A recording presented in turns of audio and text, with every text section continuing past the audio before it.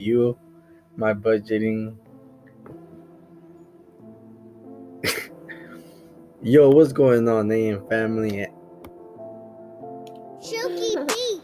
Yo, what's going on, AM family? Anderson here, and today we're gonna be looking at how I budget and how I use Google Sheets to budget and track what's coming in and what's going out. So let's go.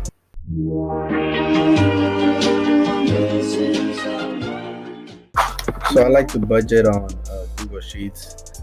I don't really like to write what's coming in and what's going out, but this is basically my budget sheet.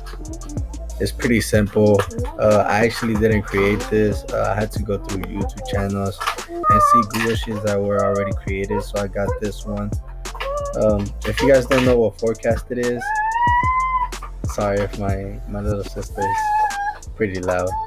But if you guys don't know what forecast it is, it's basically what you predict you're gonna get, or like what you think you're gonna get, and actually means what you're actually gonna get. This is what I'm basically gonna be spending on and where I'm gonna be saving on. But I focus more on the future, on my savings, education, emergency funds, and investments, and also charity. I basically do the 55, 10, 10, 10, 10, and 5 method, which is basically you spend 55% of your income of what you get. I basically get paid every 2 weeks. So today's the 6th, and the next time I'm gonna get paid is the 21st. But you basically spend 55%, and I got 903. How I got 920 is because in my last week I had $16 left in my bank account. So I basically added it to this one. Oh, I should put 903. I'm so sorry. 903.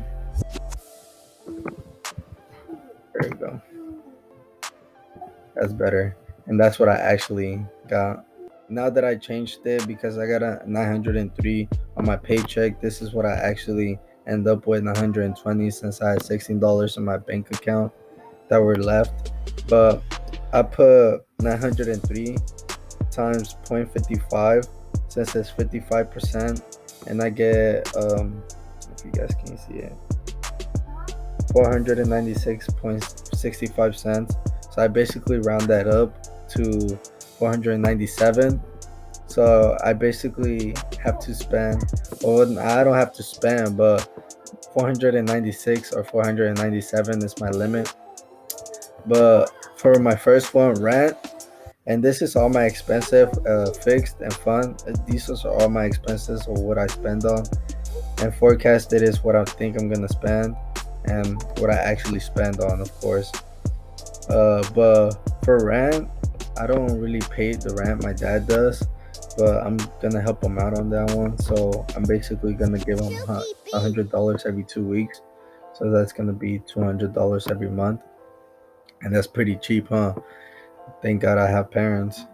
No, but I'm really grateful that my parents really, like, take care of me. And for my phone, I'm gonna pay my phone, which is $25. For the internet, my dad pays that too, but I'm gonna help him out, and I'm gonna give him $15 every 2 weeks. For the internet, which is gonna be equal to $30 in a month. But for groceries, I'm gonna give him $15 every 2 weeks, of course. For gas, I pay my gas since I drive my car, and I usually pay $50 every 2 weeks. That basically fills up my whole car, and it works for 2 weeks. And my credit card, I don't really have credit card to pay right now. I don't have to pay my credit card right now, but I did use my credit cards. But I'm gonna put it right here because that's the money I spent before that I actually didn't mean to spend, and it was a lot of money too. But right now I'm gonna put that to zero.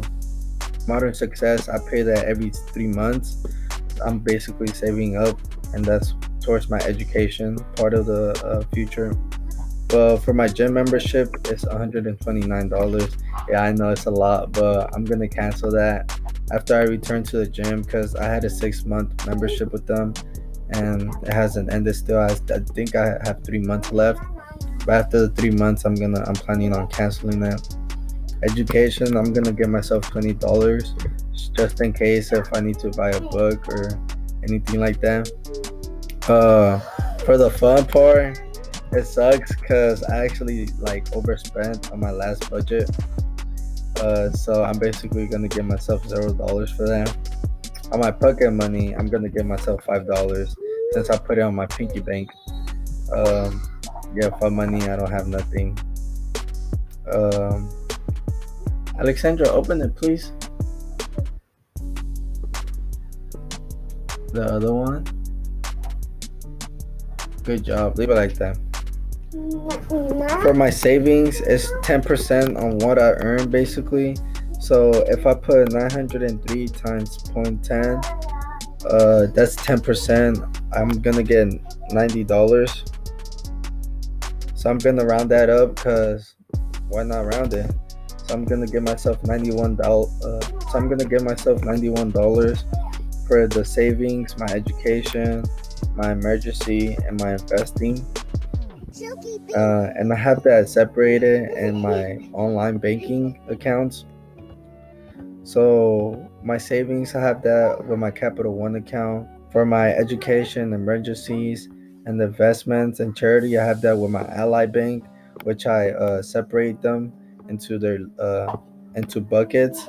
So I won't get confused on how much I got. For my charity, since it's 5%, I'm gonna do 903 times 0.05, which is 45, which is 45.1, which I'm gonna put 46 because gotta round it up. Oh no, what the? There you go. But for the unexpected, I actually spent on my last week. I actually spent over my budget.